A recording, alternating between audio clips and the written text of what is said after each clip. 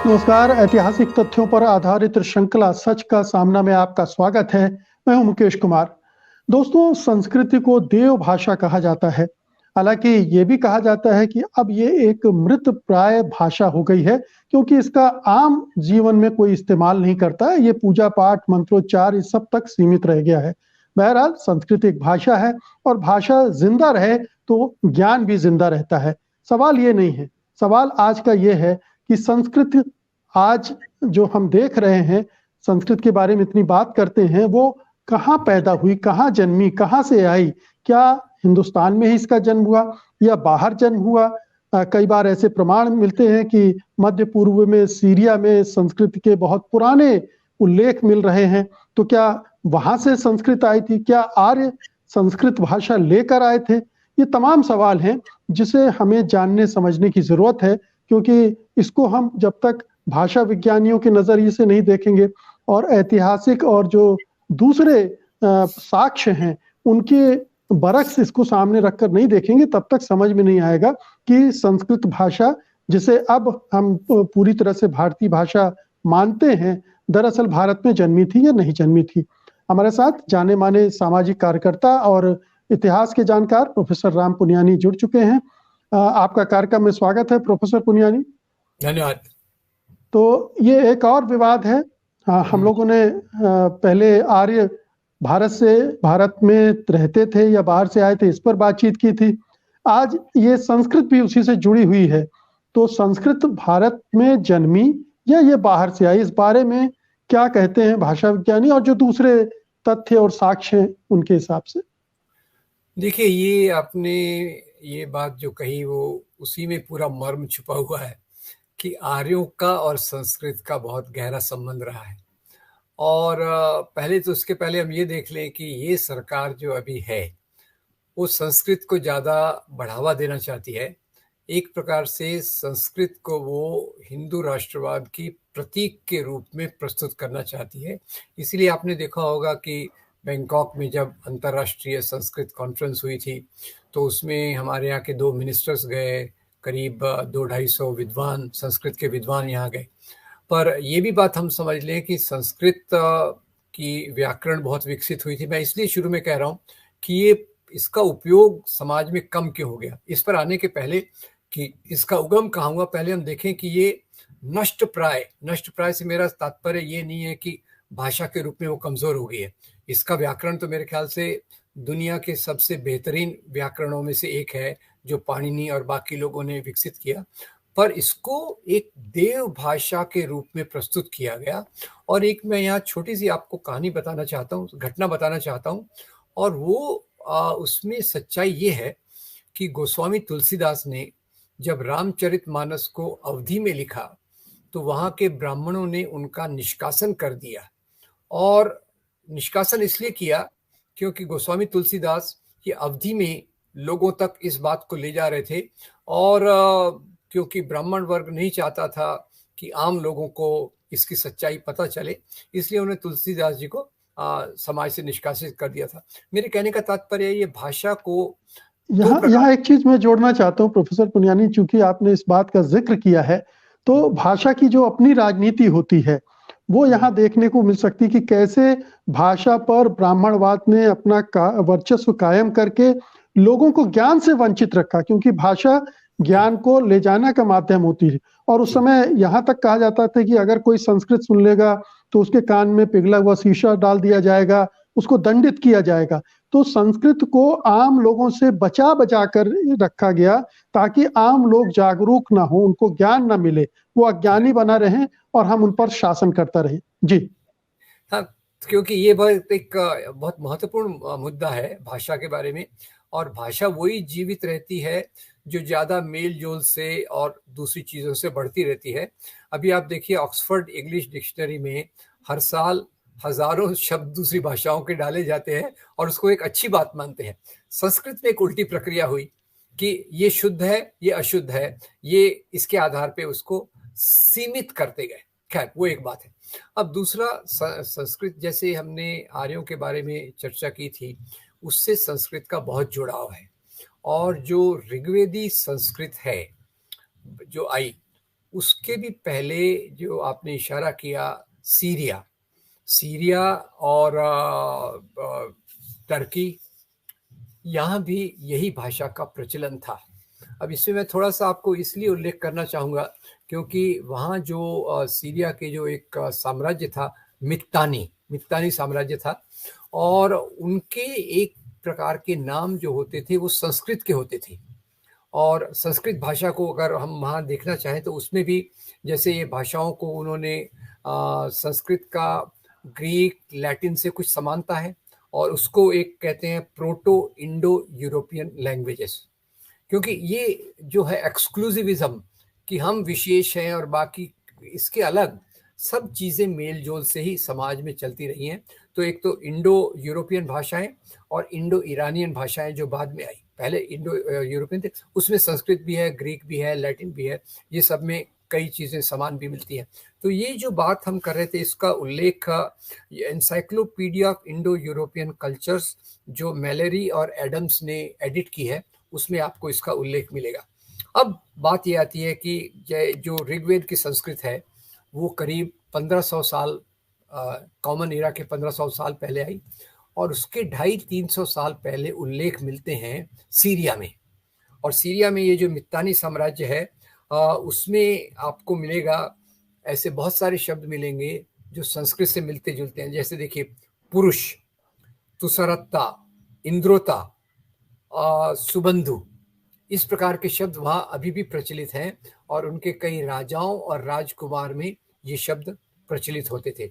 अब बाद में खैर इस वंश का ह्रास हो गया, और उनके कई लोग जो वेस्ट में जाते थे, पश्चिम में जाते थे, इधर आते थे, दोनों तरफ से वो बात चलती रही। तो आर्य उस भाषा को लेकर आए, बाद में यहाँ विकसित हुई। भाषा तो वही जिंदी रहती है जो समय के साथ, परिस्थिति के साथ अपने आप को बदलती है। तो यहाँ भी आके जो संस्कृत वहाँ थी, इवन यहाँ जो ऋग्वेद की संस्कृत है और बाद की संस्कृत है, उसमें भी थोड़ा फर्क है। एग्जैक्टली उस प्रकार की चीज़ें तो वास्तव में नहीं मिलेंगी। तो यही उसमें हमको देखने को मिलेगा कि जो इसमें मित्ताना साम्राज्य था, इसमें हम जो आर्य की बात कर रहे थे, आर्यों में जो रथ और घुड़सवारी को बहुत महत्व था। तो उसके लिए इन्होंने कई एक शब्द जो रखे जो उनमें आर्य में हैं, वो इससे मिलते जुलते हैं। फिर और कुछ शब्दों को मैं बताना चाहूँगा। आयका यानी एक, सत्ता, फिर आसुआ जो यानी घोड़े के लिए इस्तेमाल किया जाता है। और एक शब्द है जो संस्कृत में बहुत प्रचलित है, मार्या यानी यंग, नौजवान व्यक्ति को, उसका शब्द है मरियाना, जो वहाँ हमको सीरिया में देखने को मिलता है। तो बाकी भी ये जो लिंग्विस्टिक लोगों ने इसका अध्ययन किया है वो निश्चित रूप से बताते हैं कि संस्कृत लेकिन जो संस्कृत को यहाँ का मानते हैं वो ये भी कह सकते हैं कि संस्कृत वहां से नहीं आई, यहाँ से वहां चली गई थी। आर्यों के बारे में भी वही कहा जाता है कि आर्य यहाँ से वहां गए, पर उसमें फिर आप ये देखिए कि जो जैसे हड़प्पा मोहनजोदड़ो, वो उसमें जो आपको जीन्स मिलते हैं, वो जीन्स जेनेटिक आप अगर ट्रेस कीजिए तो ये बात निश्चित हो जाती है कि जो सीरिया और वहाँ है वो पहले का है। उसकी जो टाइमिंग और डेटिंग करते हैं लिंग्विस्टिक आधार पे, उसको निश्चित रूप से यहाँ के जो ऋग्वेद के टाइम से पहले का उसको बताने में कोई बहुत ज़्यादा मुश्किल नहीं है। वो लिंग्विस्टिक आधार पे उन्होंने इसको बताया। और जैसे लोग जाते हैं, भाषा अपने आप तो तैरती नहीं है, भाषा तो लोगों के साथ जाती है, और पॉइंट ए से पॉइंट बी तक भाषा जाएगी, लोग जाएंगे तो उसके साथ भाषा भी जाएगी। तो ये आर्ग्यूमेंट जो है उसको भी नकार दिया गया है कि पहले यहाँ थी, यहाँ से बाहर गई। अब हिंदू राष्ट्रवादियों का तो यही पूरा है ना कि इस प्रकार के शब्द वहाँ मिलते हैं तो कहते हैं ये तो पहले पूरा हर जगह हिंदुओं का ही राज था। अब ये एक देखने का तरीका है, इसमें सच्चाई किसी प्रकार की नहीं है। जो खास तौर से अभी लोग लिंग्विस्टिक आधार पे कहते थे, अभी जेनेटिक आधार पे तो वो बात बिल्कुल उसको सील ही कर दिया जाए कि सवाल जो था वो एक आर्टिफिशियल रूप से खड़ा किया गया है।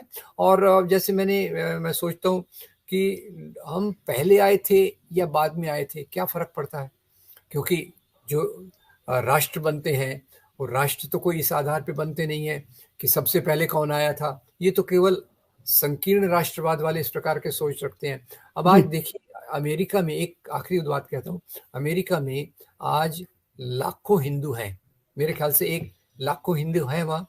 अब वो, उनको वहाँ देशी विदेशी का सवाल तो है नहीं, वो वहाँ के नागरिक बनकर वहाँ की सुख सुविधाओं का उपभोग करते हैं। तो उसमें समस्या क्या है? पहले तो ये ज्यादा था, अभी तो खैर फिर भी वीसा पासपोर्ट ने इन चीजों को थोड़ा सीमित कर दिया, पर पहले तो इस प्रकार के कोई बंधन थे ही नहीं। और अभी जो ट्रेस किया गया है, संस्कृत का उगम इराक और मुख्य रूप से रशियन स्टेपीज एरिया, रशिया का जो स्टेप माउंटेन एरिया है, उसके वहाँ से इसका उगम लोकेट किया गया है। और वहीं से लोग अलग अलग जगह पे गए, भाषा में परिवर्तन हो गया, तो उसके कुछ शब्द कॉमन रहे। उस कॉमन शब्द को लेके आप 2 प्रकार से कह सकते हैं कि ये शब्द इधर से इधर आया, इधर से उधर आया, ये उसका मूल है। या आप कह सकते हैं कि नहीं, ये तो हमारा ही है और हर जगह हमारा ही राज था। तो ये एक दूसरे प्रकार की संकीर्ण राजनीतिक सोच है। जी, तो आपने जो कहा उसके हिसाब से विभिन्न भाषा समूह हैं अलग-अलग इलाकों में, और जी, उनसे बहुत सारी भाषाएँ निकली हैं और फिर वो अलग-अलग जगहों पर फैल गई हैं। उसी जी, तरह से जो इंडो यूरोपियन लैंग्वेज ग्रुप है एक तरह का, उसमें से संस्कृत भी निकली। जी, संस्कृत चूँकि कॉमन था वो, तो बहुत सारे शब्द यूरोप की दूसरी भाषाओं में भी इसी तरह के मिलेंगे और वहाँ जी। से ये हिंदुस्तान आई। ठीक है, इसी तरह से हुआ होगा? बिल्कुल, बिल्कुल, आपने बिल्कुल सही, मैं, क्योंकि ये एक विषय है जो उसमें काफ़ी कॉम्प्लेक्सिटी है, तो आपने बिल्कुल सही उसको पकड़ा कि क्योंकि जैसे मैंने बताया कि जिनको आर्य कहा जाता है, वो समूह एक ही जगह से भारत की तरफ भी आता है, वेस्ट में भी जाता है, और कुछ लोग बीच में बस जाते हैं। इसलिए उनकी जो भाषा थी, उसको हम कह सकते हैं प्रारंभिक संस्कृत। प्रारंभिक संस्कृत ऋग्वेद में आके थोड़ी-सी बदली, और उत्तर इसमें आकर वो, और ऋग्वेद के बाद के जो हमारे ग्रंथ आए, उसमें उसका और परिष्कृति हुई। तो उसमें तो कोई शक ही नहीं है। तो ये एक तो भाषा का एक टूल है जिससे हम पता कर सकते हैं कि संस्कृत कहाँ जन्मी। क्या जी। और भी तरीके हैं इसको पता करने के और पता किया गया है क्या कि संस्कृत का उद्गम कहाँ था? देखिए, जहाँ तक मेरी जानकारी है, संस्कृत को हमें ज़्यादा आर्यों के माइग्रेशन से जोड़ना चाहिए, क्योंकि संस्कृत जो आई, वो आर्यों के माध्यम से आई, और जो आर्य वहाँ रह गए, जैसे मित्तानी साम्राज्य मैंने कहा, वो भी उसी समूह में से निकले हुए लोग थे। अब वो एक समूह है, वो समूह अपने भलाई के लिए सोचता है, कोई वहीं रह जाता है, किसी को लगता है इधर आके ज़्यादा अच्छा होगा। तो उसमें और का मुझे जानकारी नहीं है। मुझे तो लगता है कि भाषा का उगम और विकास 2 आधार पे देखा जा सकता है। एक तो भाषा की बनावट, भाषा में बदलाव, और दूसरा जो लोग वो भाषा को ले जा रहे हैं, उनका एक रास्ता। ये 2-3 आधार पे ही भाषा का उगम तय किया जा सकता है। तो इसका मतलब है कि अगर वो इराक, सीरिया से चले होंगे इस भाषा को लेकर, तो उस जी, पूरे रास्ते में उस तरह के प्रमाण मिल सकते हैं कि, और हो सकता है प्रमाण नष्ट भी हो गए हों। अगर जी, उन जगहों पर वो भाषा नहीं फल-फूल पाई है, तो जी, खत्म भी हो गए होंगे। फिर यहाँ हिंदुस्तान में चूँकि लंबे समय तक उस भाषा का इस्तेमाल भले ही एक खास वर्ग करता रहा हो, उसने जी, किया है, इसलिए वो इस समय तक कहना चाहिए ज़िंदा तो है, लेकिन जी, मरणासन्न भी है क्योंकि आम लोग उसका इस्तेमाल नहीं कर रहे हैं। जी। अ, और दुर्भाग्य ग्रामर। ये जी। दुर्भाग्य ये है कि एक विशिष्ट प्रकार की राजनीति उसके कंधे पर सवार होकर जाना चाहती है। वो एक बात है जो हमारे लिए चिंता का विषय है। जी, सॉरी, आप कुछ कह रहे थे। जी, मैं थोड़ा इशारा इस तरफ करना चाहता था कि व्याकरण भी क्या एक रास्ता होती है, शब्दों की, वाक्यों की संरचना जो है वो काफ़ी मिलती-जुलती है अगर किसी एक दूसरे भाषा समूह से या भाषा समूह की दूसरी भाषाओं से, तो उस आधार पर भी कुछ इस दिशा में सोचा गया? ये मेरे लिए कहना मुश्किल है, पर इतना इतना मैं कह सकूँगा कि इधर जब भारत में संस्कृत आई, तो यहाँ इसके व्याकरण का बहुत विकास हुआ, और मेरे अंदाज से व्याकरण तभी ज़्यादा विकसित होती है जब लोग थोड़ा ज़्यादा सेटल हो जाते हैं। तभी वो थोड़ा रूल, रिफाइनमेंट जिसको अंग्रेजी में कहेंगे, उसकी तरफ, परिष्कृति की तरफ ज़्यादा ध्यान देंगे। जबकि जब शुरुआती दौर में रहता है तो व्याकरण का ख्याल कम रख के उसकी जो उपयोगिता है उस पर ज़्यादा ध्यान दिया जाता है। तो उसमें ये कहना थोड़ा मुश्किल होगा। वैसे थोड़ा बहुत तो व्याकरण मिलती होगी, पर निश्चित रूप से यहाँ भारत में आके संस्कृत की व्याकरण बहुत परिष्कृत की गई और उसका बहुत बेहतरीन विकास हुआ। जी, तो कुल मिला के कह सकते हैं कि संस्कृत का उद्गम इस जिस भारत भूभाग को हम जानते हैं उसमें नहीं हुआ था, वहाँ बाहर से आई थी। लेकिन इस पचड़े में भी नहीं पड़ना चाहिए, हमें इस विवाद में भी नहीं पड़ना चाहिए, क्योंकि भाषा किसी की बपौती नहीं होती, किसी इलाके की, किसी जाति की, किसी धर्म की बपौती नहीं होती। वो साझी संपत्ति होती है, चाहे हिंदी हो, अंग्रेजी हो या कोई भी भाषा हो, और उसको भाषा को इसी नजरिए से देखना चाहिए।